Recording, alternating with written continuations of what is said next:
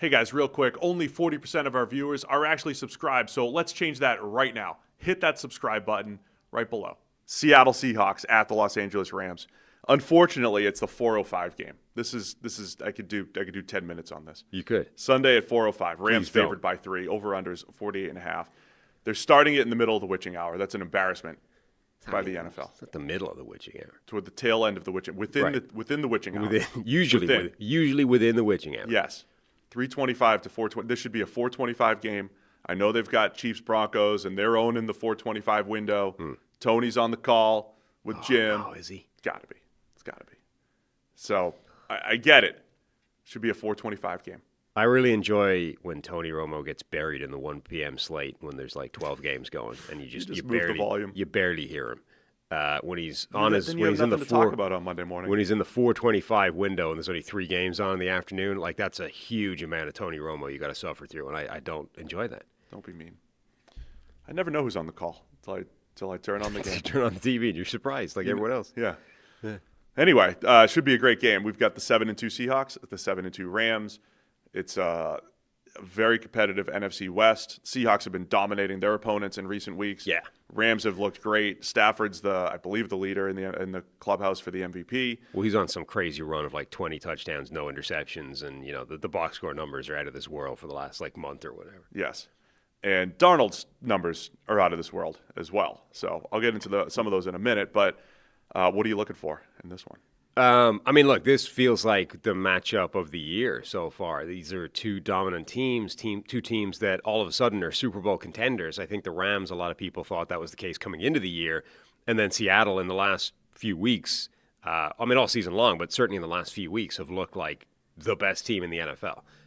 Now, you pointed out, look at who they did that against. Well, this is an opportunity to show that that was for real and it wasn't just a case of running up against a bunch of no-hoping franchises.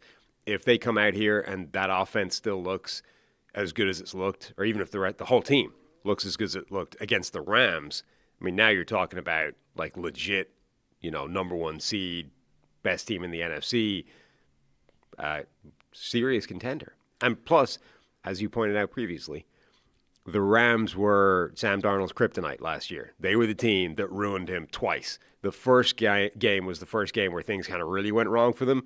Now, I countered with, he also got his head wrenched off in the end zone. The refs were just like, what? Sorry? And that was one of the reasons they lost the game. I think that would have been, even if he'd executed a drive from his own end zone all the way to score, that would have only tied the game, right? It's not like that was the... That was the Thursday night game where we were robbed more of entertainment. It was more, yeah. It was more that basically ended a game where the Vikings would have had a chance to answer and keep it alive, and that could have been a box score or a grandstand ending to the game, as opposed to they were robbed of a win that was rightfully theirs. And then the playoffs, the wheels completely fell off the second time. So the Rams were the team that ruined Darnold last year, almost single-handedly. Yes, and Darnold was rolling last year, but the playoff game in particular, right? You had the back-to-back games where Darnold struggled, and the Rams won. He got sacked 7 or 8 times. That's what I'm keeping an eye on, the way the Rams can pressure Sam Darnold and slow him down. Some QB stats and where these 2 guys rank. I mean, by several measures, or at least one in particular. Several measures, Sam Darnold is great this year. Several measures. And Stafford's very good this year. It's the top 2 PFF graded quarterbacks. Sam Hoppen, who we mentioned on the show, every Thursday has a whole bunch of really nice charts in here to help break all these down. Number 1 and 2. Hoppen to conclusions. Yes. Number 1 and 2 in PFF grade. Darnold 1, Stafford 2. Darnold is also number 1 in EPA per play, success rate. The Seattle's own CPOE, always a Seahawks quarterback up there. That's completion percentage over expected. He's at 11%. So what that number is trying to say is his completion percentage is 11% higher than what it should be based off the throws that he's made. Now you could figure out how that all works and everything, but that all comes from him throwing the ball, completing like 65% of his passes down the field. And him and JSN have just been so good. Yeah. JSN creating separation, Darnold throwing just dimes down the field. Darnold's doing a good job also taking care of the ball, really low turnover-worthy play rate. However, some of those have come in bunches over the last few weeks, and just that's one of the keys to keep an eye on, I would say. Always been he's been like a cluster turnover-worthy play guy, I would say, Darnold. A little bit like Baker Mayfield. You might have a couple weeks without them, and then you might have a game with 4. And so I would just keep an eye on that. Like if we wake up Monday morning, we come in here talking about the game, we might say the difference in the game would be Darnold's ability to take care of the ball, which has been good to this point this year. Stafford's, like I said, 2nd in PFF grade, 9th in EPA per play, a little bit lower than I expected. It doesn't feel like that. It feels like they've been rolling offensively, but that production number is a little bit lower. But he's in the top 10 in several other metrics, and himself included, similar turnover-worthy play rate. And both guys, so overall taking care of the ball, making big plays down the field, throw for throw, the 2 best in the league per PFF. It's going to be an awesome matchup. Yeah, it should be. I'm also pretty interested to see how Seattle is going to try and combat this 13 personnel, the heavy tight end sets that the Rams have been deploying. Number one, will they do the same thing? They've been using multiple tight ends, 3 tight ends in a formation, more than basically anybody else in the NFL. Last week it was through the roof, I think in large part because they just identified that as a problem for the 49ers. They were like, they don't have the players to match up with this, so let's force them into this all the time. Can I give you a number for that to Sure. back up your point? 33rd team, crack research team. 45%, 13 personnel usage since week 6. Yeah. And the league average without the Rams is 5%. Right. So we're 9X. That's how rare 13 personnel is. That's 1 back, 3 tight ends. That's how rare it is. The Rams are using it 9 times more than the league average. Yeah. Carry on. And it scaled up against a team like San Francisco. The Seahawks have linebackers, though. Like, they actually have a group where and they have a guy like Emanwari, who's a matchup, a tight end matchup type of player. So they have the bodies that you would say this team naturally does match up against that. Number one, do the Rams still go at it with that type of heavy deployment? Do they say, look, this is just a thing we found that's great, let's roll with it? Or is that more specific to teams where they don't like, or they like, rather, the matchup that team's going to try and counter with, whether it's stay a nickel and you've got a mismatch against whatever tight end, whether it's they're going to put that third linebacker out that most teams don't love anymore is basically a special teams player at this stage. I think the Seahawks have the bodies to actually match up with it. So do the Rams still do it? And then if they do, how does that go? Just from so schematically, there's a lot of great stuff in here. You mentioned Seattle's defense being able to match up with the Rams and what they're doing offensively. Seattle's defense, if we go through some of the best defenses in the league right now, who you're watching them every week and you're like, man, it's tough on opposing quarterbacks. Very difficult. Seattle's doing that. The meshing of their pass rush and their coverage unit, making everything difficult, tight window throws while creating havoc all over the place. The matchups are going to be great. Rams 13 personnel, Seattle, everything Greg Olsen has been talking about these last couple weeks on social media, talking about, look, the Seahawks don't run the ball effectively, but they run the ball often, but all of their efficiency comes through the pass game. Their run-pass splits are very old school Shanahan-Kubiak, where you're only dropping back. I mean, last week you only dropped back like 13 times because the game got out of hand. But their classic game would be like 20 for 27, right? You're not going to even throw the ball 30 times, but it's 9 yards per attempt, and the fact that Darnold is pushing 10 yards per attempt is insane efficiency. So there's so much good from an X's and O's perspective and what these teams are doing and how they're going to match up. The first time they're matching up, they have another one as well. So these are 2 huge games. Now, from a mental, emotional standpoint, you got the Sam Darnold question here, Sam. This is his first really big test Against his nemesis. With a lot on. It's not just the nemesis of the Rams, but this matters. That has to be a part of it, though. Right? This matters maybe more than other quarterbacks, right? Sam Darnold, I think, throw for throw, has been the best quarterback in the NFL this year. If you're talking about MVP or whatever, you could make the argument, well, it's low volume or what have you. That's fine. Throw for throw, he's been the best by several metrics, as I already read. And now we get into when everything was on the line last year, Week 18 against the Lions. It wasn't just that the Lions beat them. Darnold played completely differently, right? He put the ball in harm's way. He was awful in the red zone. He wasn't seeing the field. He was a little hesitant, and similar stuff happened against the Rams in the playoffs. So the last 2 monster games that Darnold had to play, we saw the worst of Sam Darnold. That has to play into, say, this Sunday's game. Yeah, but I do think that the Rams specifically, that has to loom in Darnold's psyche. Like, you would be crazy to think that there's no way Darnold's even factoring that in. Like, this is somebody who, remember, one of the most famous Sam Darnold connected things was him basically having a meltdown on the sideline, being like, I'm seeing ghosts. I don't even know what I'm looking at right now, right?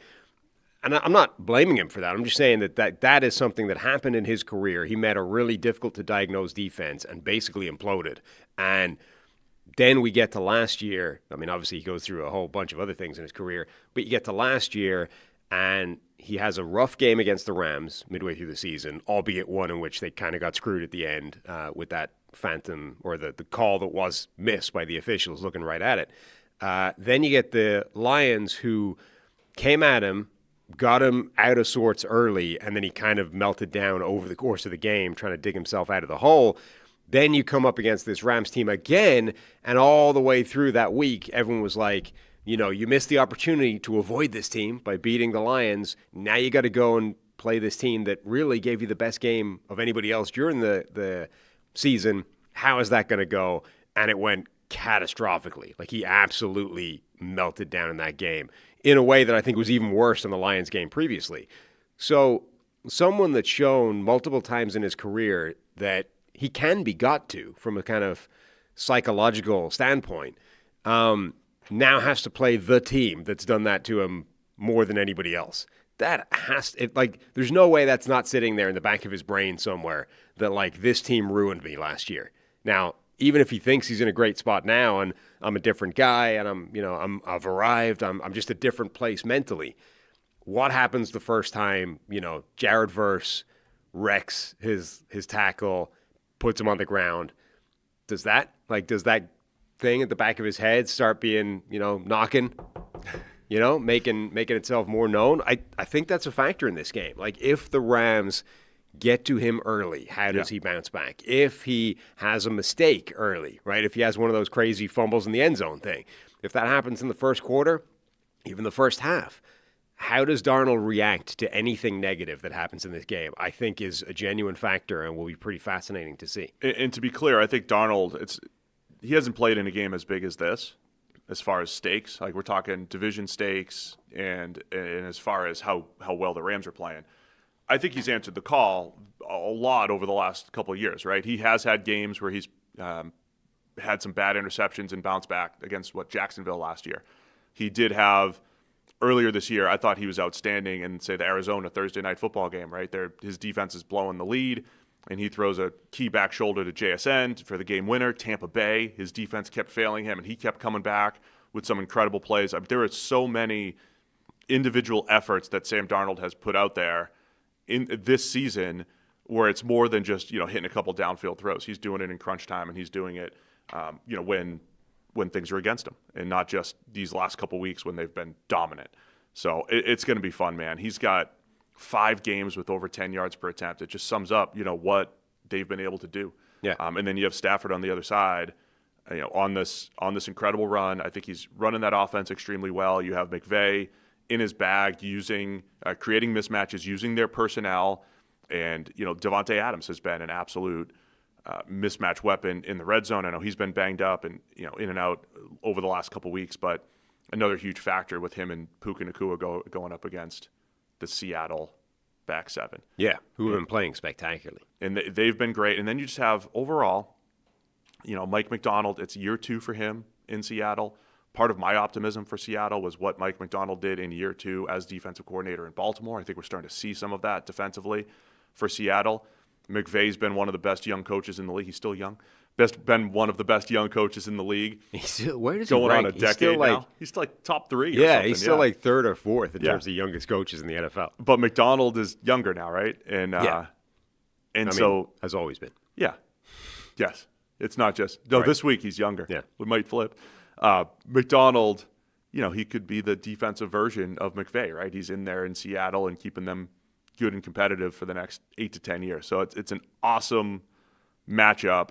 and it's going to be fun, and that's why they buried it in the 405 window here. Buried, yeah. I've been really impressed. I brought him up a couple of weeks ago, but Reek Woolen, I think, has been playing spectacular football the last few weeks, and now he gets another really big challenge going up against those receivers.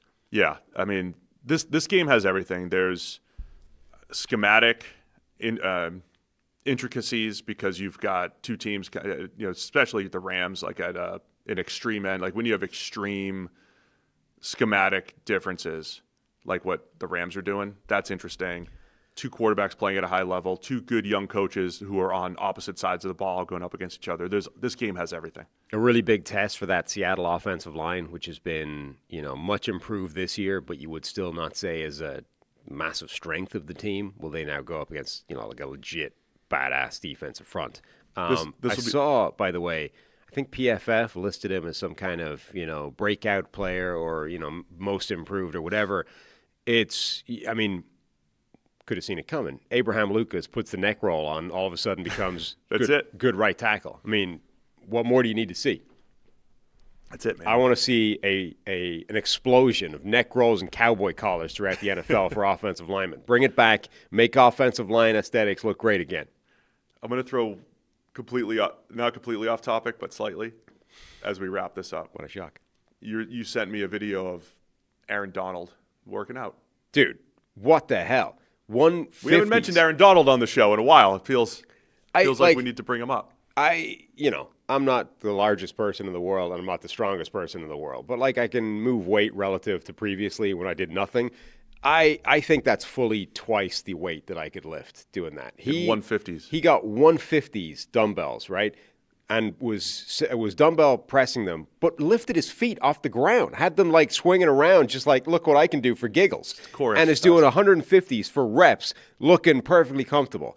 I think I could probably do that with 75, 80, and I think I would need my feet under me. I don't think I could do that lifting my feet up, and that's insane weight. It just got me thinking, would he ever come back for a little playoff run? Is it too late? I don't know. To get done, because he certainly looks like clearly he's in shape. Still play. Yeah. Could you imagine just throwing him back on the Rams for the last 10 weeks the Brandon so? Graham. Yeah. Hey, we've got if a couple of guys went down and it's suddenly oh man, we pick up let's give Aaron Donald a call. Forget it. Just spell Kobe Turner and Braden Fisk a little bit. Yeah. Anyway, it would be just pretty throwing insane. that out there. It's going to be a great game. Sunday, 4:05. Rams are favored by 3 here at home. Over under 48.5. Where are you going to go with this one? I'm going with the Seahawks. I'm buying into what we've seen the last few weeks, and I think that's for real. My debate right now is between my preseason pick to win the division was Seattle. Yeah. Yours was the Rams. You're going against it. I think if we're saying there's a side of if there was an advantage on a side of the ball, I think it's Seattle's offense against the Rams defense. And then but I can't forget what they did to Darnold last year. That's where I'm torn on this. And so I want to say Seattle. Harry's taking Seattle. You're taking Seattle. Yeah. I put the Rams in the document. Mm-hmm. But winning by more than 3? I think either one is again, the idea that Darnold implodes is not off the table based off what happened to him last year.